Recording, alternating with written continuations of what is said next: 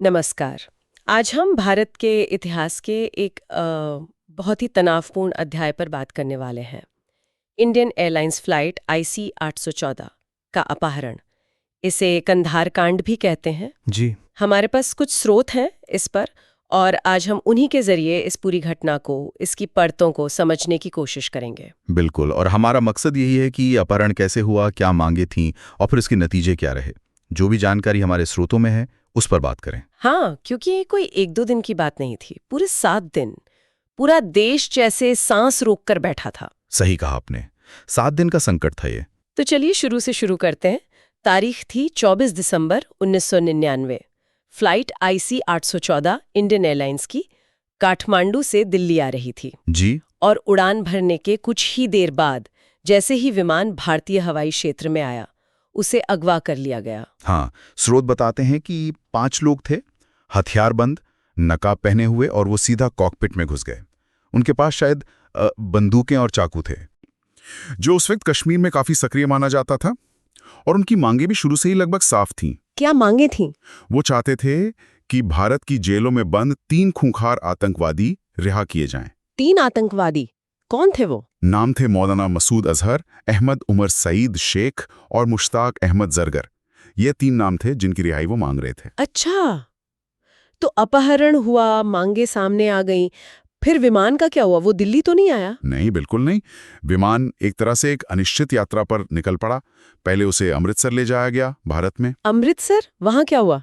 वहां ईंधन भरवाने की कोशिश हुई, कुछ बातचीत भी शुरू हुई शायद, लेकिन माहौल बहुत तनावपूर्ण था।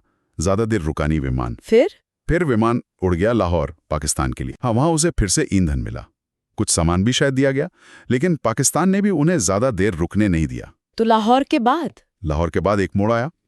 विमान दुबई की तरफ गया, UAE। दुबई? अच्छा। हाँ, दुबई में थोड़ी कह सकते हैं कि थोड़ी नरमी भरती अपहरणकर्ताओं ने। क्या हुआ वहां? वहां उन्होंने कुछ बंधकों को रिहा किया। ज्यादातर महिलाएं और बच्चे थे उनमें। लेकिन एक दुखद घटना भी वहीं हुई। दुखद घटना? जी। एक यात्री थे रूपिन कत्याल। उन्हें अपहरण के दौरान शायद चोटें आई थीं और दुबई में उनकी मृत्यु हो गई। इसके बाद मामला और गंभीर हो गया। ओह, तो ये दुबई में हुआ? जी। और फिर दुबई से विमान ने अपनी आखिरी उड़ान भरी, अफगानिस्तान के कंधार शहर के लिए। कंधार? और कंधार उस समय वो तो तालिबान के नियंत्रण में था। बिल्कुल। उस वक्त अफगानिस्तान के एक बड़े हिस्से पर तालिबान का कब्जा था और कंधार उनका एक तरह से गढ़ था। तो विमान वहां उतर गया और फिर? विमान वहीं खड़ा रहा अगले 7 दिनों तक।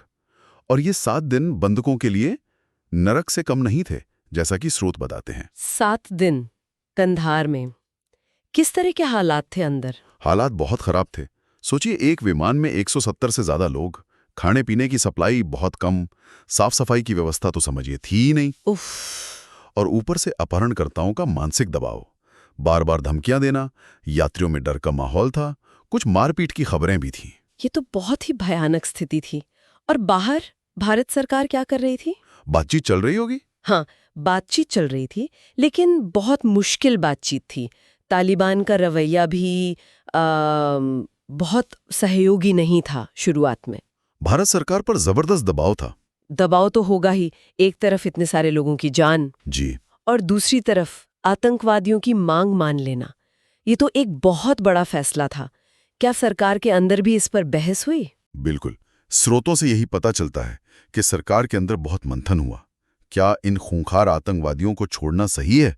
इसका क्या संदेश जाएगा? इसके दूरगामी परिणाम क्या होंगे? सही बात है, ये कश्मकश तो रही होगी। जबरदस्त कश्मकश थी, लेकिन अंत में यात्रियों की सुरक्षा को सर्वोपरि रखा गया। तो समझौता हो गया? हाँ, आखिरकार कई दिनों की तनावपूर्ण बातचीत के बाद 31 दिसंबर 1999 को, यानी नए साल की पूर्व संध्या पर समझौता हुआ। और समझौते में क्या तय हुआ? भारत सरकार उन 3 आतंकवादियों को रिहा करने पर सहमत होगी, जिनके नाम मैंने पहले बताए थे, मसूद अजहर, उमर शेख और जरगर। तीनों को रिहा कर दिया गया? जी हाँ।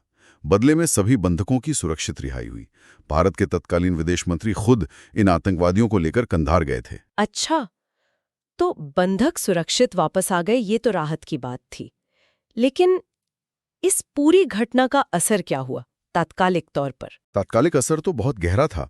सबसे पहले तो इसने भारत की हवाई सुरक्षा पर गंभीर सवाल खड़े कर दिए कि कैसे कोई विमान इतनी आसानी से अगवा हो सकता है। हाँ, ये बात तो है। इसके फौरन बाद एयरपोर्ट्स पर विमानों में सुरक्षा इंतजामों की आप कह सकते हैं पूरी ओवरहॉलिंग हुई।